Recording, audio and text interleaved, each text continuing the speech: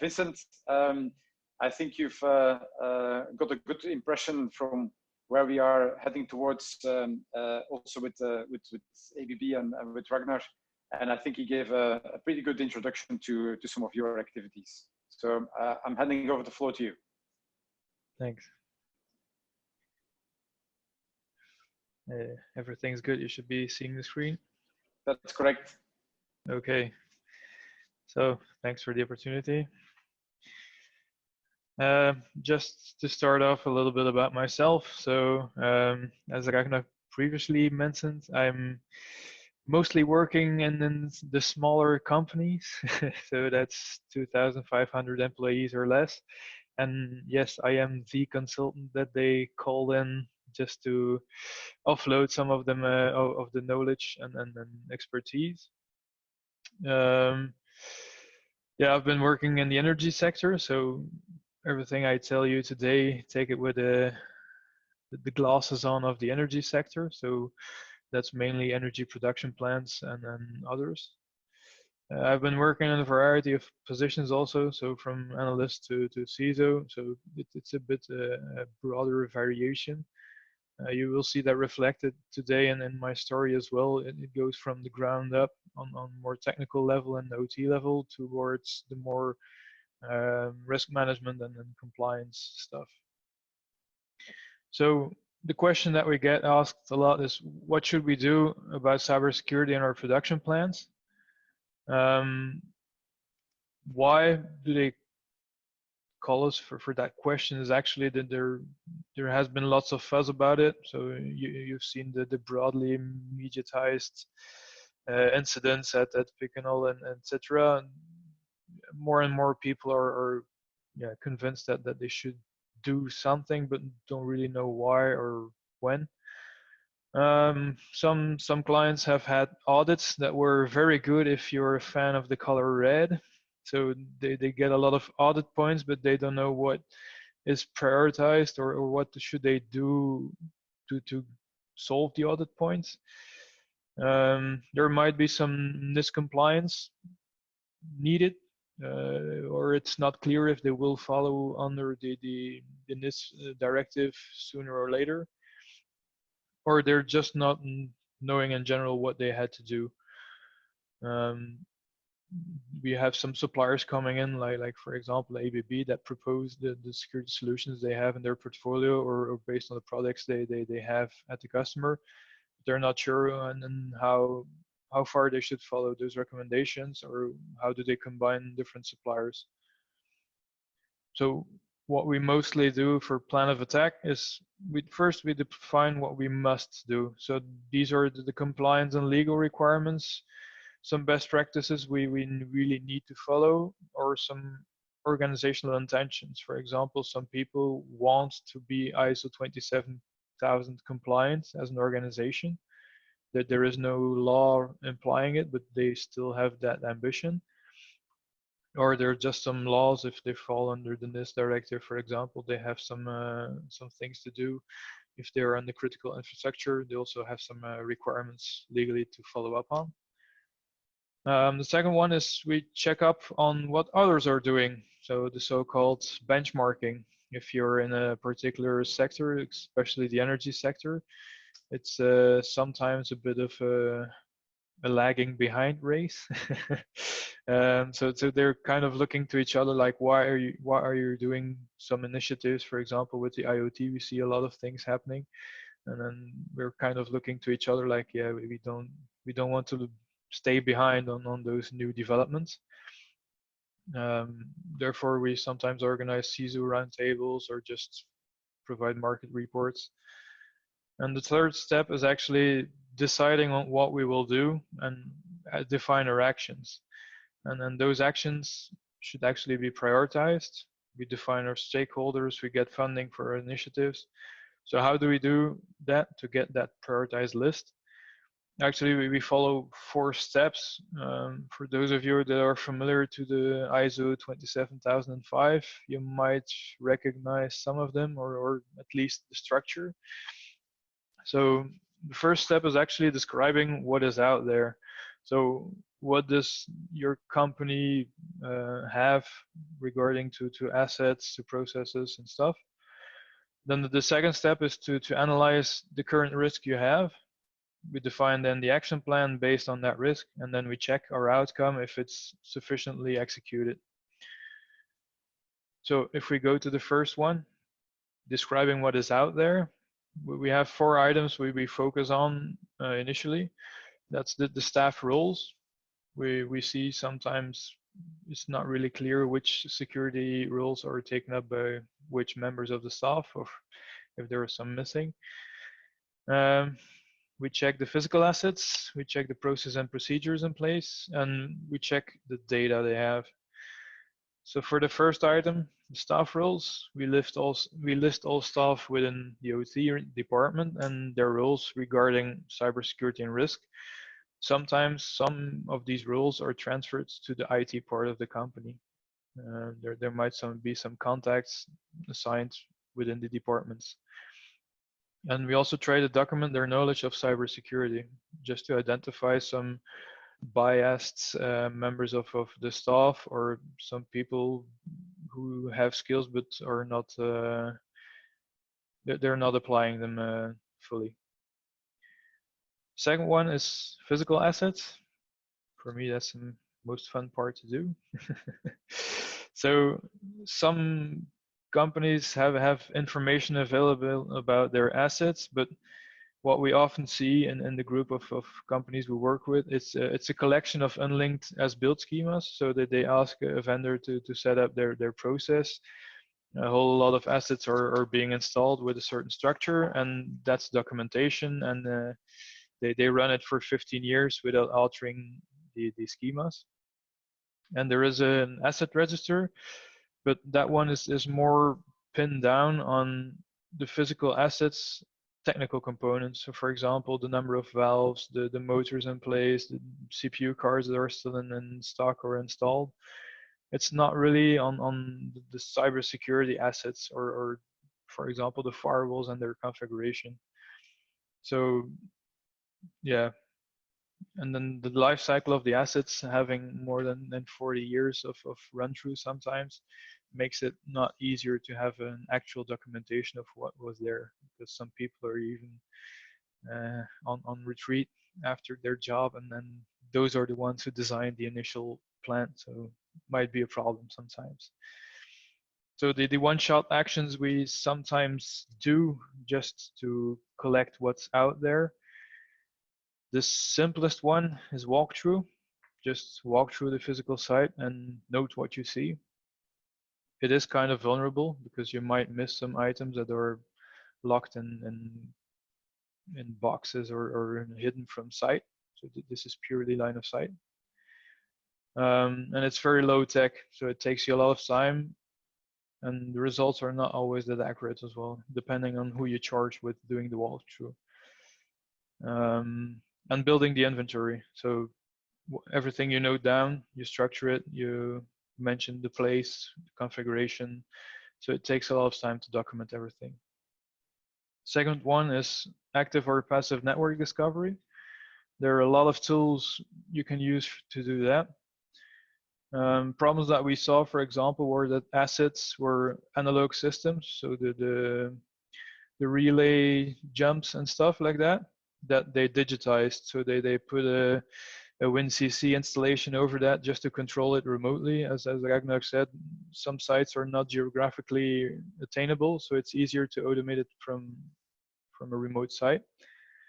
But they didn't put those things in their asset register. So we see new systems, unknown systems with air brackets, yeah, popping up just because the digitized systems they knew they had, but they didn't know the addresses and then the systems that were controlling those. The active scanning is a bit more dangerous, especially if you're in a situation where you don't have a good sight on what is in your network and how your network is built. Because if you do active scanning, you might damage some systems. Not that you should step back from the active scanning, but you should be really careful. And if you can compartmentalize that you don't scan a whole IP range of 2 million devices and then you risk overloading systems, just take it easy, watch your settings, do not scan with default settings on, please, because you might kill some PLCs or RTUs. We have installed passive listening systems also. Those are systems that put agents into your network and they just listen to traffic that passes by and identify your network structure that way. Works great if you have a bit of a compartmentalized network structure. If you have a network structure that resembles the salt flats of Bolivia, it might give you an issue because it gives you a lot of traffic passing by on a very flat network. Yeah, and there we see there is often a discrepancy between what companies think they have and what they actually have. So the passive listening is great if you have systems that are communicating, but some systems are network bound just for example, incident reporting, and they report it once every 2 months or once every 3 months. So your period of passive network discovery might be longer. But it is good to see, for example, if you have an air-gapped system, or at least what you think, and you see some DNS requests successfully being executed and some HTTP content coming from outside, you might suppose it's not that air-gapped as you think.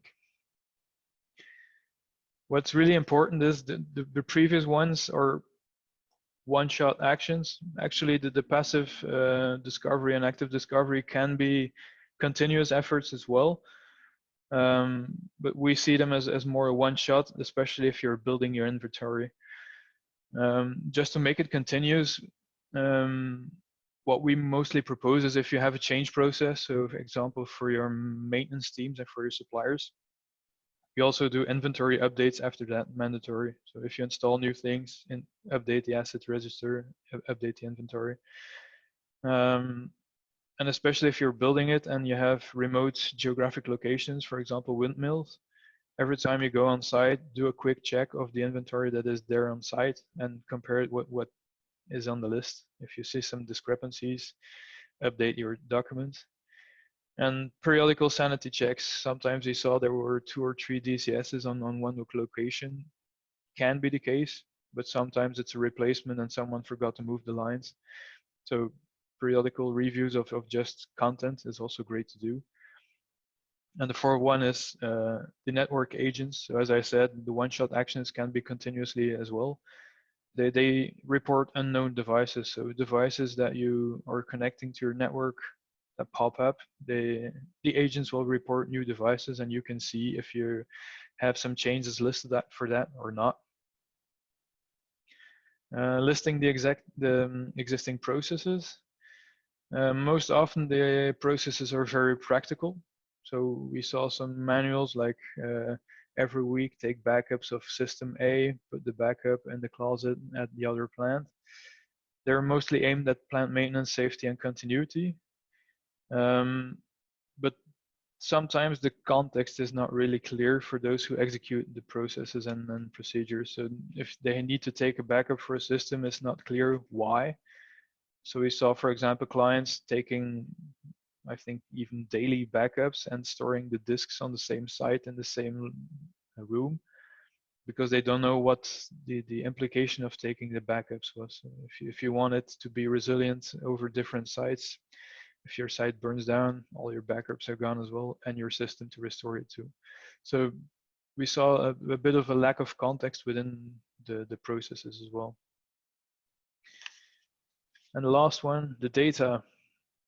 Most often it's not really known what the business value of your data is, especially if you check at control systems, for example, your startup curves of your turbines, your current set points.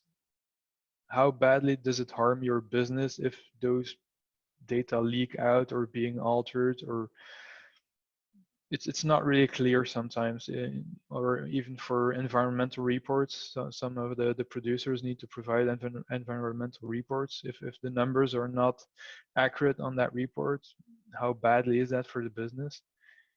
It's often a very good question to ask. It's not really clear sometimes. So once we have our oversight of what is there in the company, we move to analyzing the current risk.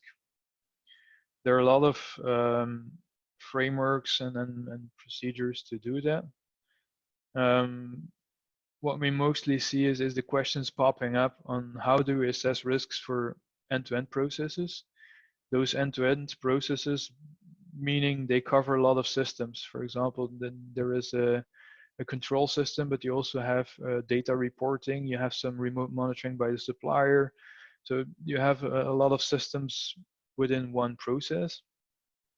And how do we link the technical risks? So for example, patching that is lacking, or vulnerable systems that are still in place. How do we link those to the business risks? So for that, we tried actually a three-staged approach. So we have different levels of the risk assessments. We have the technical risk assessments, which are really based on the assets you have and really technical, as the name says. So they are based on operating system, on used software, on technology. Then the second step is the business risk. So for your business, what is the risk on the company level? And then the enterprise risk is actually the business risk plus your environment. So where are you operating? What are some laws you need to comply to? Even some environmental risks. If you lose some gasoline in a nearby river, those kind of risks will be stored on that level. So we start always from a technical point of view. There are some companies that start the other way around, but for us, it's a good way to also have the people on the floor with us, just to give them some context on why we are making some choices and which controls we're choosing first and why. So in the whole flow, you will always see it come back, the question why, because we work really hard on providing the context. Just because you need the buy-in from the senior management, as Ragnar said, because they provide you with the funds and then the direction for the company. But you also need the buy-in from the operational people, because they will be the ones controlling your technical controls. And if they don't have the context on what they are doing, you might have human errors or a bit of negligence on the control operation. Important thing to know is also that on the enterprise risk, not every risk can be drilled down to technical risk and the other way around. So that it's not a one-to-one mapping. So in the first stage, what we do is the technical risk. For that, we developed an approach that's called threat modeling. It's actually a Microsoft originating way of assessing risk. So they started it from a software development lifecycle point of view. They used it to analyze the risks on the software they were developing. And what we actually do with threat modeling is we focus on data. So follow the data is the mostly used slogan. So actually what you do there is you take an end-to-end process, for example, the electricity generation, and you check where data moves through the systems. For example, you have your control systems providing data to your DCS, and your DCS will report some things back to management systems, and then you have your IT systems providing some data analytics or whatever services. So you move through the different network levels, but you also move through the different systems. What we do there is actually map all those data flows. It's not a technical diagram, so sometimes you group systems. If you have different suppliers, sometimes one group or an entity you communicate with will be 15 systems bundled as one. And you just follow the data streams. You can then drill down on different complexity levels. You can start with a data flow diagram. So that's the one you're seeing on the slide. Actually, what you can drill down there is on every entity you formulate, you can go one level deeper and map the data flows within that entity as well. And every time we move to another zone, we call it, is actually doing a stride assessment, which is spoofing, tampering, repudiation, information disclosure, denial of service, and elevation of privilege. So these are 6 common grouped attack patterns we can have on a data flow. And we do an analysis of every entity, what the vulnerabilities are of that specific technical system, and what the possible mitigations are. Sometimes mitigations will be just decommission the device. Sometimes it will be just performing updates or changing some configuration of SSL connections or either communication protocol. So that's a very technical report, but it also creates your network exposures, for example, towards IT. If you have IT systems, it will be in these diagrams as well. This will give you a list of every vulnerability on technical level and every mitigation that could be applied to it. The next step is actually hopping one level above it and link it to business risk. So for that, we try to visualize the business importance of some facets. So what we do, we take a certain number of attributes. So you can see them below. That's not they're not meant to be readable, but just to give you some examples, it's just to show in a very comprehensible way what is important to the company.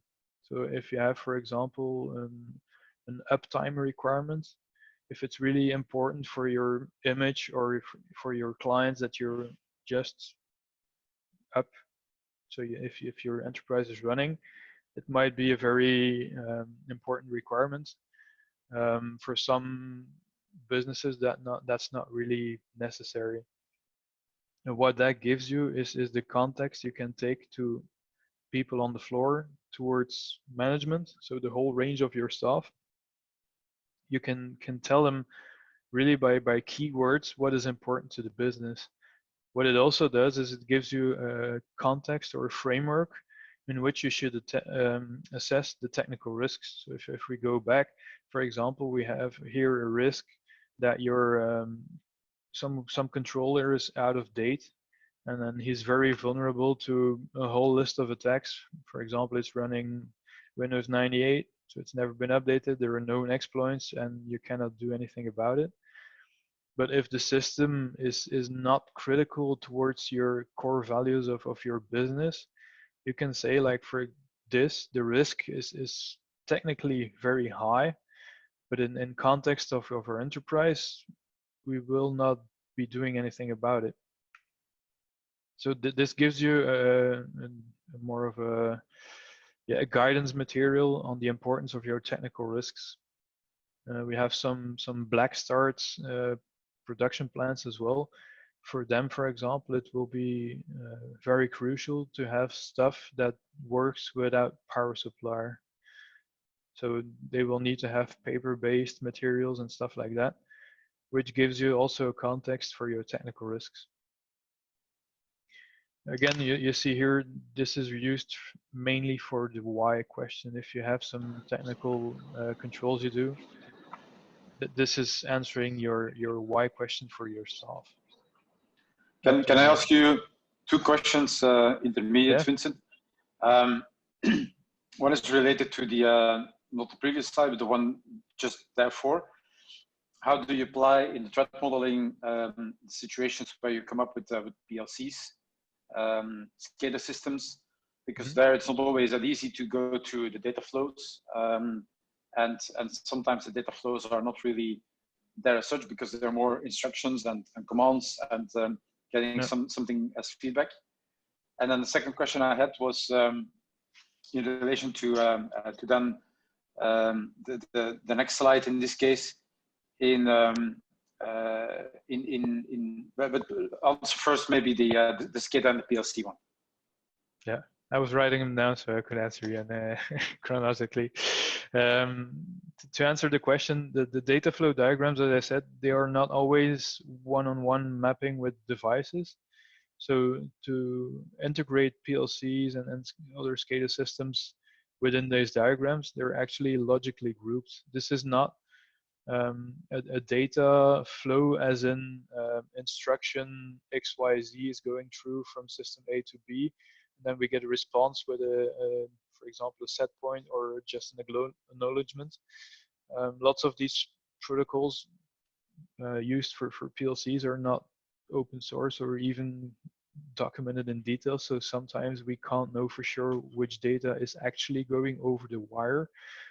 But we focus on the data that we use. So for example, if you hook up a PLC to a control system, what can you read out and what do you read out from it?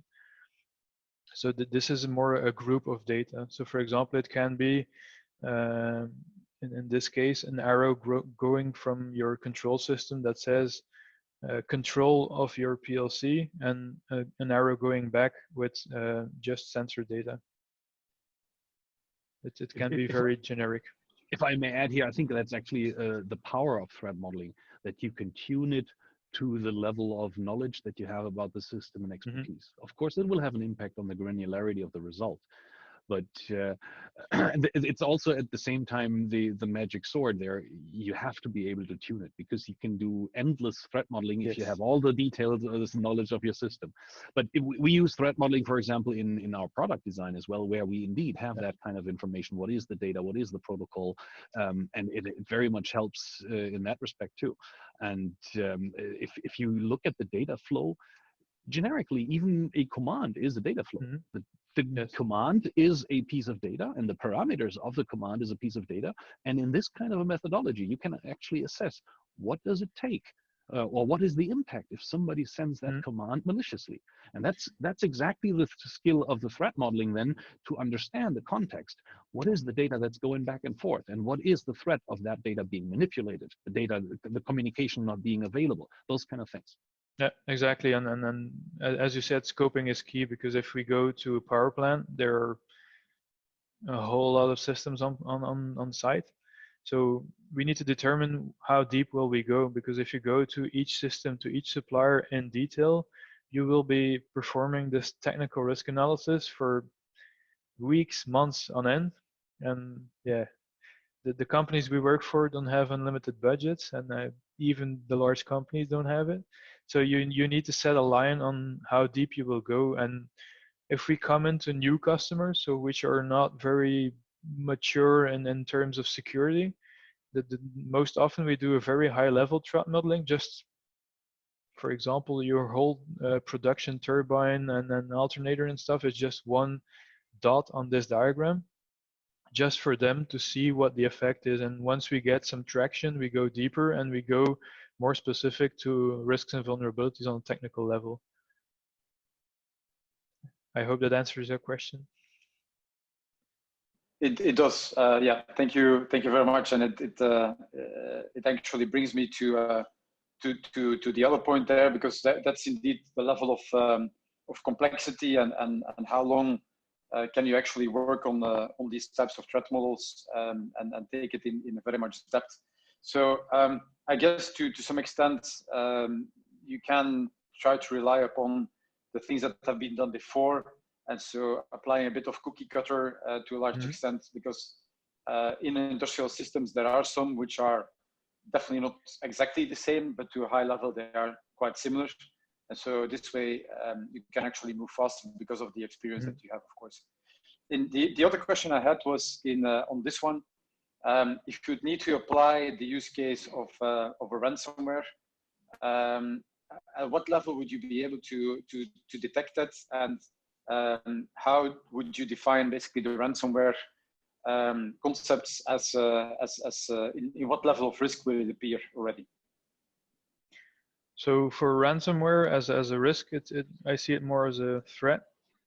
So the approach you will be taking is on technical level. You would know already that you have some vulnerable systems in your network or in your site. So there might be outdated OSs, there might be some vulnerable systems. So these risks will pop up from a technical point of view. What you actually will do if you couple it to a business importance is actually for some systems you will make the decision we need to contact the supplier for getting new systems which are most recent OSs. What we have seen is yeah, the IT stuff and then OT. So all the commercially licensed Windows versions, for example, they are sold as products and not as IT equipment. So sometimes you have a run through of 30 years and your OS will be unsupported and there's nothing you can do about it. So there we will see from business importance what we need to do as mitigating measures to those systems on a technical level. But regarding to ransomware, that's a very broad scope for attack. So they try any entry point. So from IT point of view via mail and then via Trojans and whatever to get their malware in. What you will have is always the technical controls that will help you stop that. For example, if you go to threat modeling and you see denial of service is one of those assessments we make. And what happens if a certain node in the data flow diagram disappears? So for example, if you have a node being your control system and it's running an outdated version, if this goes out, your plan goes out. So you will have some mitigating measures proposed on that boundary here to say what do you need to protect from denial of service, and that can be ransomware, that can also be ping of death stuff on really old hardware, that can be lots of attacks that just have as effect your system is not available anymore. Right. Yeah. So that indeed explains from the perspective of the vulnerability of a system, and specifically outdated systems. So yeah, then the question is, of course, things like ransomware are not only appearing on outdated systems; they are also appearing on slightly modern systems, thanks to phishing attacks or even USB sticks appearing. But okay. I'll let you continue with your story, and sorry for interrupting in any case. No problem. Okay, so once we have the business importance and the technical risks, actually we can say which risks or which technical risks are more relevant to your enterprise. What we actually do then is one step higher as well. So we go to enterprise risk. So that's the scope of enterprise and the environment. Especially for things like NIS, this will be important to really have that level under control, because you will have your risk management of the lower levels, so the technical and the business levels, but you will actually need to estimate what your impact is to your environment. So that can be, especially for the energy sector, the number of households you impact if certain things go down, or if your essential service goes down. So you need to look at a broader perspective than only what's within your firm.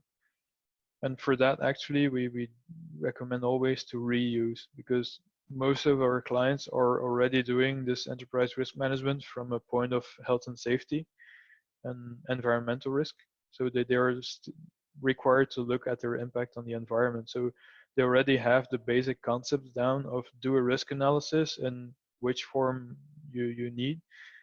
You go to the business importance, but the business importance actually it's the law. So that there is not really a discussion on the why do we need to do this. It's already a question answered. So if we go back to the attributes, there will be one attribute there. We want to follow the law. That will be extremely important. So how do we link to the enterprise risk? Is actually what we saw is to link cyber risks towards the existing enterprise risk frameworks they already have. It sometimes causes problems. So for those of you who are not familiar with the enterprise risk, it looks like something like this. I try to blur out a bit the text, but it's usually a number of columns we use to describe the impacts to the firms. For example, there might be a legal column that says we go and estimate the impacts on the legal side from, okay, we get a small minor complaint through our customer service to we have a full-blown class action suit against us. And we do that for every domain of the firm. That can be environmental damage. For example, we cause a small leak that impacts a bit the environment towards we blow up a plant and we create a nuclear cloud, whatever. You always have the range between what you estimate on impact. What we saw is that the cyber risks always have collateral impacts. For example, a risk might cause you to not follow the law anymore, or might cause you to have a complaint, for example, according to GDPR and other laws. It might cause you to disrupt your service to a whole lot of clients. So we always estimate that the cyber risks, even the very low level technical ones, were always in the higher impact curves just because of the collateral and the dependence of the company on their IT and OT systems. So it gives you, yeah, sometimes we need an extra column on impact just to summarize the cyber impact, because the collateral damage is so high that our risk level is always on the higher side, or even the impact levels. What we also saw is that from environmental and health and safety point of view, the likelihood in which they estimate their risk is sometimes set as a probability, and the probability is somewhere between once a year and once 100 years. If you look through IT or cyber systems, so the electronic systems, for example, if you have a technical risk that says that the use of an outdated OS is a pretty high risk, and if we say the impact is rather high, the chance of you using an outdated OS will never be higher than once in 10 years, because the OS versions only last 10 years, including extended support. So you will be in the upper right corner. You always will be having cyber risks, which are orange or red. And for most companies, that means if we identify such a risk, we need to take action immediately or stop the plant. So what we see is we need to update sometimes the enterprise risk to accommodate the cyber risks, just to fit it in as the real importance of the risk, and then not the general enterprise risk as it was before. So either we slim down the probability rates, or we estimate based on other criteria for the cyber risks. So then the last step is, once you have identified all your risks, your actual risks, is we will do some management processes just to, how do we treat our risks. So therefore we mostly recommend taking the approach of the two ISO standards. So we have the 31000, which is they call it a parent standard. It's generic concepts of the risk management, and the 27005, which is more specific to information risk. So for OT, we see sometimes it's a bit of a not so great mix for 27005 and the actual content of the standard. But what we do use is the process. That there is a risk management process defined in that standard, which is really high level, and you also see it coming back on my slide, which is you do an assessment of your assets, you make a risk estimation. They also add in the risk appetite. Then you analyze your risks, your treatment plans, and you check if your residual risk is what you intended it to be. So it's always the same. So you don't need to reinvent the warm water or the wheel, how they say. It's always the same things coming back. So if you can reference it off an ISO standard, it guides you in a consistent manner. So for the action plan then, our next step is we use bits and pieces of standards. Ulrich, you already mentioned it a few minutes ago as well. Sometimes it's just cut and paste. Some standards are relevant to some parts of the organization. Some parts are specific, for example, to suppliers. So if you have supplier management, you can use it from one standard and then controls from other standards. So the most important message I want to bring is, do not follow standards blindly. You still have to think what is most representative for your organization and your goals. So if you say, for example, in our first step, we said, define what we must do. If you have an ambition to be ISO 27K compliant, then you need to have all those controls. There's no discussion about that. But if you're free to choose some controls, you can still be ISO 27K certified by implementing controls from IEC62443. So it's just a way of implementing, can sometimes differ from your standards you need to be certified against. And also reuse familiar processes and procedures. For example, if you have risk management already down for environment and then health and safety, you don't need to invent a whole new process for cyber risk management. You can reuse some things that are familiar to your staff, which also have a larger success rate as well. So the recommendations based on standards, what we mostly see is this is most understandable for most of the customers as well. So for network zoning, it's the Purdue model from ISO 99 that's now taken over in IEC62443. And the supplier management, especially the I think it's the 3.3, so the evaluating of suppliers for IEC6 equipment. So there are pretty nice controls and checks and questions which are already pre-made, so you have a lot of gain in your work. For auditing and IT alignment, it's ISO 27002 or 27019 if you're energy sector, which is actually a whole list of controls from an IT perspective. It's not always a great match with what is happening on OT side, but there are a lot of mappings readily available between IEC norms and ISO norms. And for reporting to management, actually, we don't use any of those, but we use the cybersecurity framework. And for the same reason, actually, we use the attributes for business importance. Is the CSF uses 5 keywords that even someone who doesn't know anything about security can understand what they do. Identify is know what you're talking about. Protect is protect your systems. Detect is detect if anything's wrong. So it's really easy to understand, and especially on management, they didn't have time for your elaborate exploration. So you just 5 words. We draw where they want to be or they need to be, and we draw where they are now. So that's really easy to see where your gaps are and where you need to invest. So the last then, once we have our prioritized action plan, is we check the outcome. So what we do is actually the same as we did before. We do a risk analysis and we check, is the residual risk still acceptable? So can we live with the status as we are now?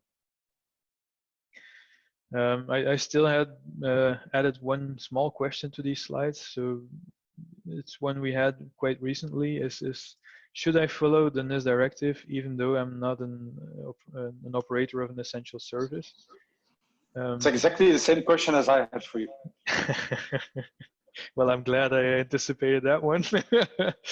So it's kind of a hard answer. So it's the answer that any IT architect will give you if you ask them a question. It depends. So the clauses that are in the NIS-directive, so on European level, not the Belgian implementation, but the European level, the clauses that in there are actually all best practices. They are basic best practices. But it's not always easy to budget them and to execute them just because you don't always have the budget to spend on IT security. And then we just need some form of NIS light.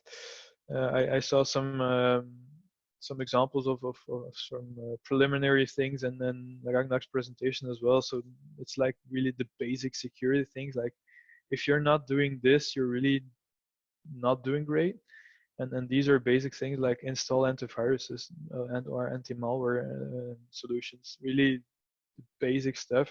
And then you can follow that from the general clauses from the NIS, but they are written in such a way there's still room for implementation, and it's a bit for interpretation, and it's a bit the same story with GDPR. Like, we know why it's important and we know what they're getting at, but to translate that to what do I need to do right now, which supplier should I contact, which controls should I take in place, it's not that clear. And what they're focusing really hard in Belgium is ISO 27000. So it's still the only thing that they accept as a valid auditing framework.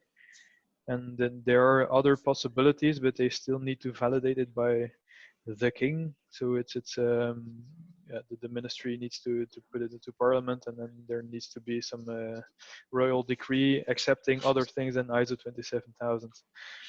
Yeah. But as I said before, you can cut and paste stuff that fits you right now, and then do the rest later on if you're not needed to comply right now. Yeah. Yeah, and I guess it's also has to do with, because ISO 27000, it's very much information security driven. Yeah. Whereas here we were talking mostly about operations people and operation systems. And then also to earlier discussion, it's OT versus IT to an extent. Mm-hmm. So many of the concepts that you talked about here as well, Vincent, and was this your last slide, by the way? It was. I still have one with my contact details, but no, I thought so, because yeah, we're actually already running over time in any case, but still.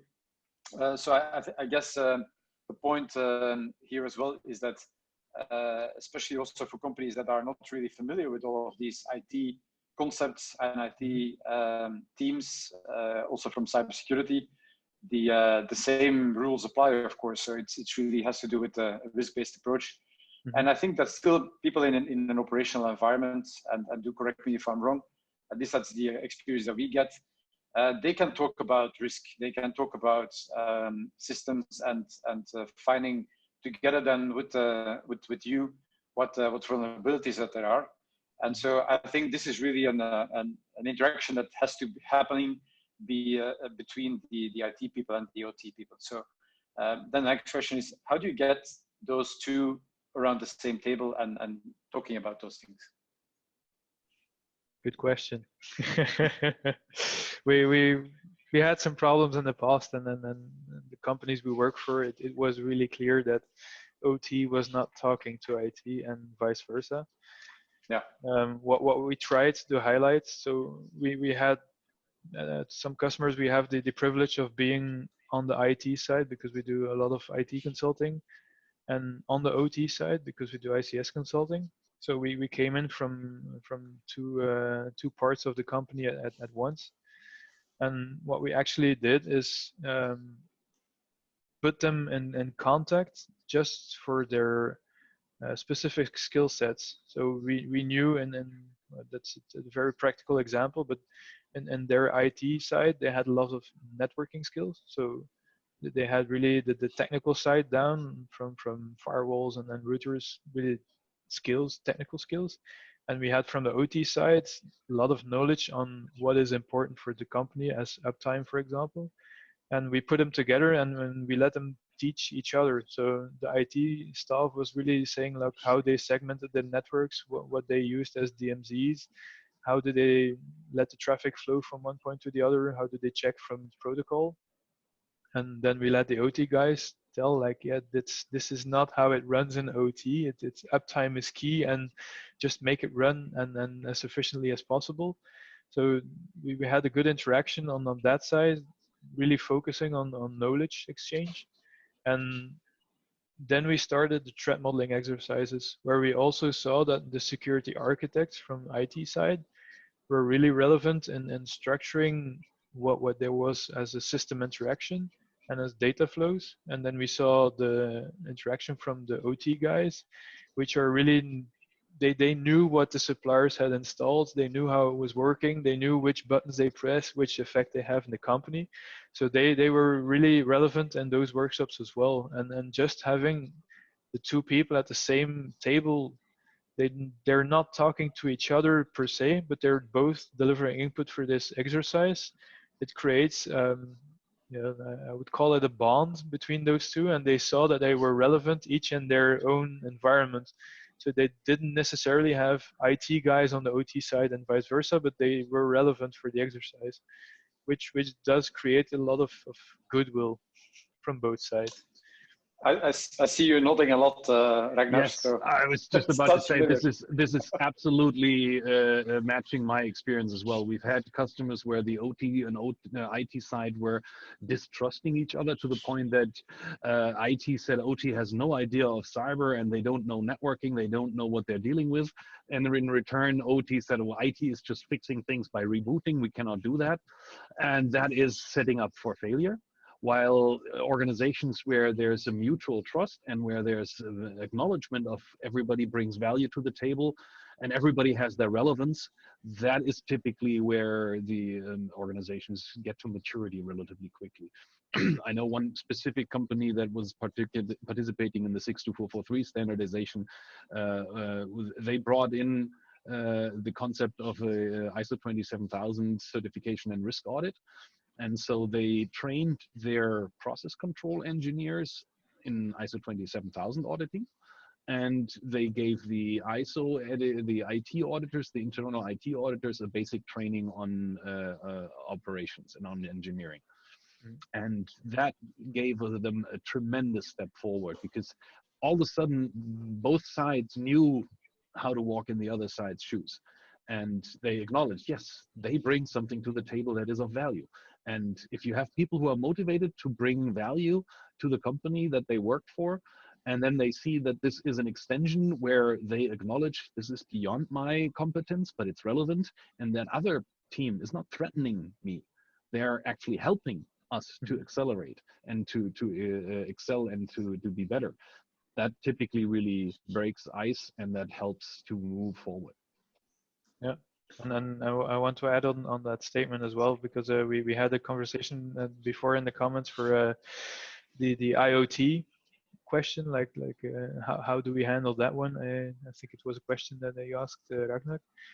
It's also a part of that answer, because we see a lot of IT concepts being used in the IoT, whereas we see the IoT devices being deployed in the OT world. And there we see that even then we can still use our conceptual layers, as for example 62443, we have our layers, our zones that we need.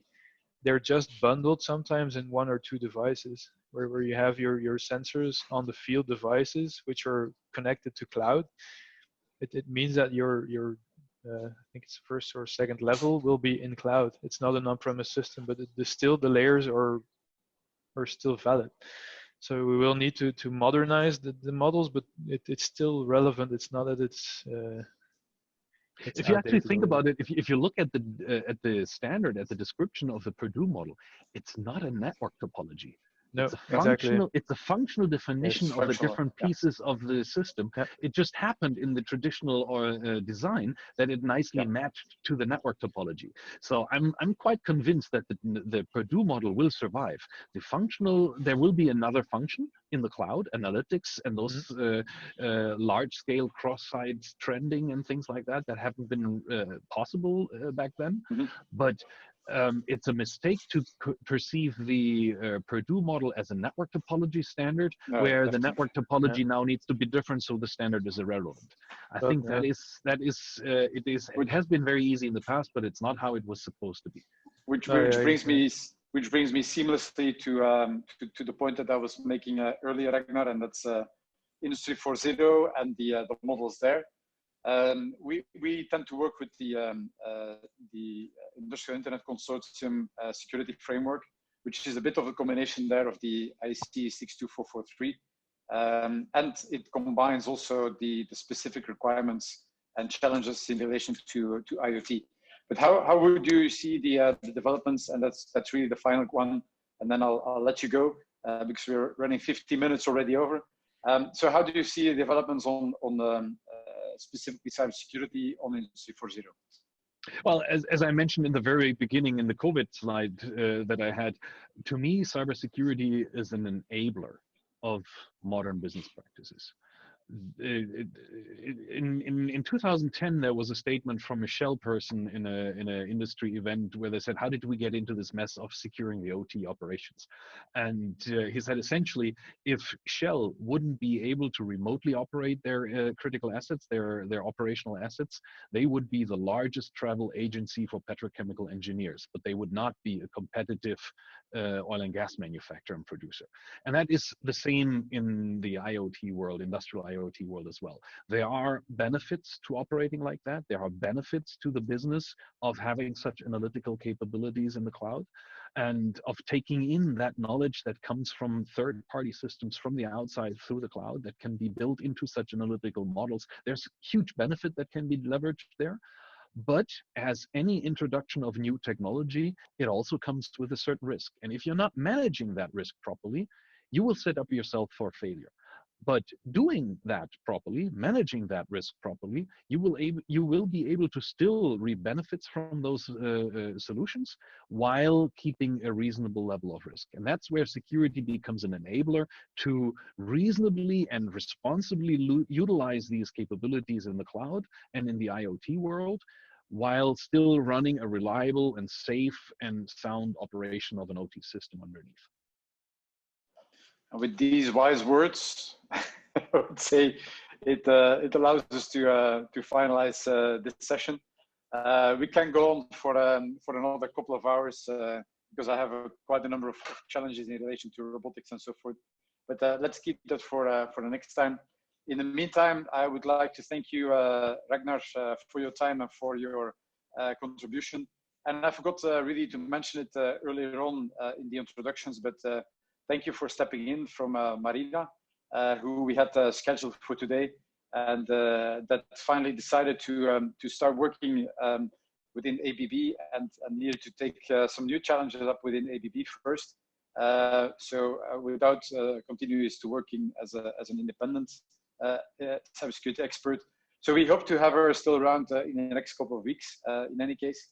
And thank you also, Vincent, for your contributions, and Torion for facilitating. Was really an excellent overview and perspective. So with this, I would say thanks in any case to all of you for joining in and for listening to this webinar at a later stage. We'll be here again next Thursday morning on identity and access management and authorization schemes, on Thursday noon on specific data protection controls and how to manage GDPR compliance. And then next week, Tuesday, we'll be back on both our cybersecurity webinars and industrial automation security and industrial cybersecurity types of webinars. So with this, stay safe during the next months and definitely weeks. And hopefully we'll be able to meet soon again in person at some of our next events. But in the meantime, continue watching our webinar series. Have a good afternoon. Bye now. Thanks for the opportunity. Bye. Bye.